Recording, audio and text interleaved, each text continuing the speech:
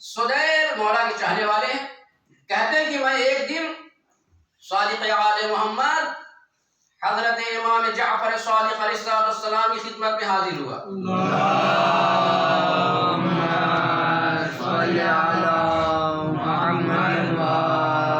وہاں کیا دیکھا کہ ابو بصیر اور میسرہ اور دیگر اصحاب بیٹھے ہوئے ہیں۔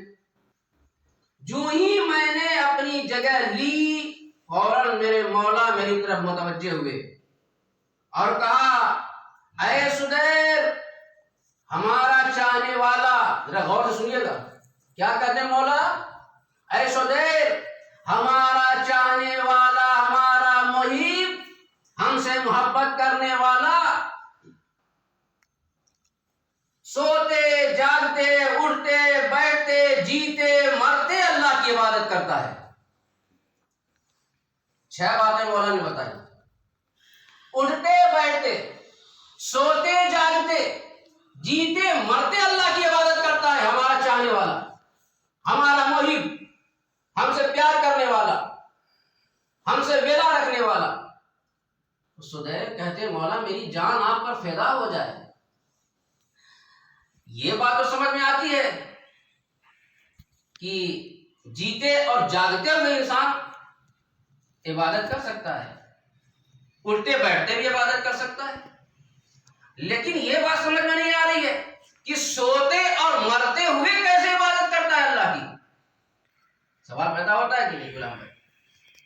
اٹھتے بیٹھتے آدمی عبادت کر سکتا ہے اور جیتے ہوئے عبادت کر سکتا ہے، لیکن سوتے ہوئے اور مرتے ہوئے کیسے عبادت کر سکتا ہے وہ؟ تو ایک مرتبہ صادق آل محمد نے فرمایا، اے سدیر ہمارا چاہنے والا صرف ہمارا ہی پیارا نہیں ہوتا، اللہ کا بھی پیارا ہوتا ہے۔ اس لیے جب وہ کبھی اتفاقاً نماز کے وقت سو جاتا ہے اور اٹھ نہیں پاتا تو اللہ تعالیٰ ان دو فرشتوں کو جسے زمین پر پیدا کیا ہے، جو اس کے ساتھ رہتے ہیں، وہ 2 فرشتے ایسے ہیں جو کبھی آسمان پہ گئے ہی نہیں ہیں اور آسمان کے فرشتوں سے ملاقات بھی نہیں کی ہے۔ چڑھے امام کہتے ہیں کہ وہ 2 فرشتے جو اس پر مقرر ہے، اللہ تعالیٰ ان کو حکم دیتا ہے کہ میرا پیارا عبادت گزار بندہ سو رہا ہے، لہذا تم اس کے بستر کے پاس جا کر نماز پڑھو۔ یہ دونوں فرشتے اس کے بستر کے پاس آتے نماز پڑھتے ہیں اور ان کی ایک نماز 1000 نمازوں کے برابر ہوتی ہے۔ ثواب کے اعتبار سے ان کی ایک نماز 1000 نمازوں کے برابر ہوتی ہے۔ تو نماز پڑھتے ہیں جب تک کہ وہ اٹھ نہ جائے، تو یہ عبادت ہوئی سوتے ہوئے، اور پھر وہ نماز پڑھ کر اس کا ثواب اس کو ہدیہ کرتے ہیں۔ اور یہ سدیر جب ہمارا پیارا بندہ عبادت گزار بندہ مر جاتا ہے تو یہ دونوں فرشتے آسمان پر چلے جاتے ہیں اور اللہ سے کہتے ہیں، اے معبود تیرا بندہ تو مر گیا، اب تو حکم دے تاکہ ہم آسمان پہ رہیں یا زمین کے اطراف میں کہیں تیری عبادت کریں۔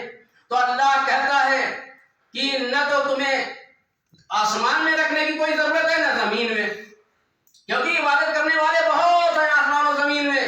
اس وقت میرے اس مردہ بندے کو تمہاری ضرورت ہے، میرا وہ مردہ بندہ اس وقت محتاج ہے، میں اس سے محبت کرتا ہوں۔ ایک مرتبہ فرشتے پوچھتے ہیں، پروردگار تو اپنے اس بندے سے کیوں محبت کرتا ہے؟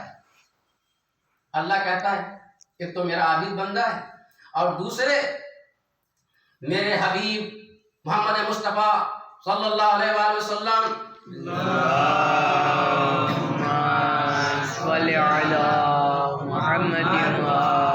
اور ان کی فطرت نے اس سے اپنی ولایت کا عہد و پیمان لیا تھا اور اس نے اس عہد و پیمان کو پورا کیا، اس لیے میں اس سے محبت کرتا ہوں۔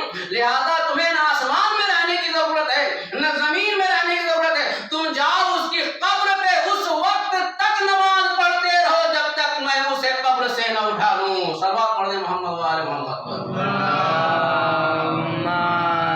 صلی علی محمد و آل محمد۔ پھر یہ فرشتے اس کی قبر پہ آ جاتے ہیں اور نماز پڑھتے رہتے ہیں، اس وقت تک پڑھیں گے جب تک کہ اللہ تعالیٰ ان کو پھر دوبارہ قبر سے نہ اٹھائے، اور اس کا ثواب اس کو ہدیہ کرتے رہتے ہیں۔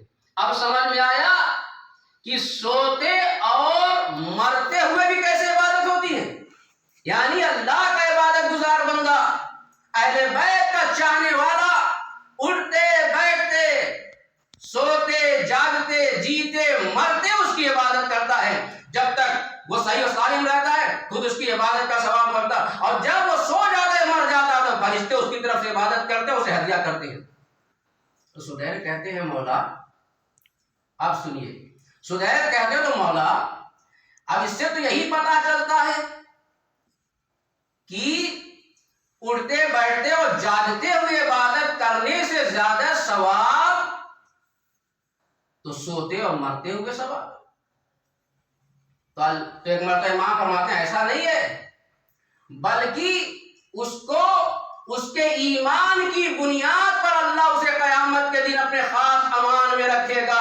مطلب کہنے کا یہ ہے کہ ایمان جیتے جاگتے اور اٹھتے بیٹھتے عبادت سے حاصل ہوتا ہے، فرشتوں کی عبادت سے یہ ایمان حاصل نہیں ہونے والا۔ صلوات پڑھ دے محمد والے۔